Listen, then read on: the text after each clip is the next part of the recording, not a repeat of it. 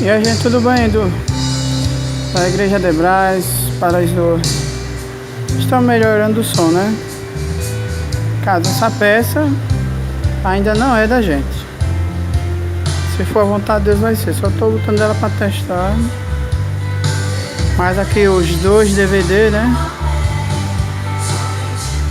Amplificador. Agora a gente, né? Comprou mais uma boca de som.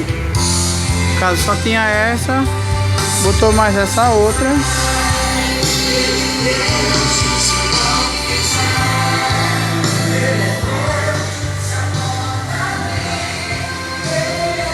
Reativamos o retorno. Só que estou precisando de capacitor e de um spray preto para modificar a frente, né? Para ficar tudo pretinho, bonito.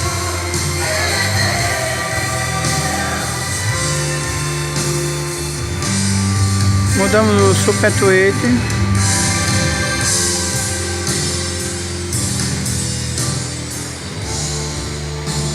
Vamos deixar tudo pretinho.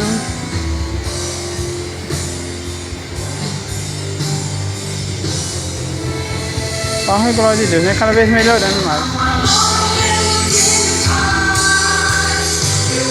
Aqui para as caixas todas foi mudada, né? Era muito pesado, não valia a pena, né? Cada agora tem dois alto-falantes de 15.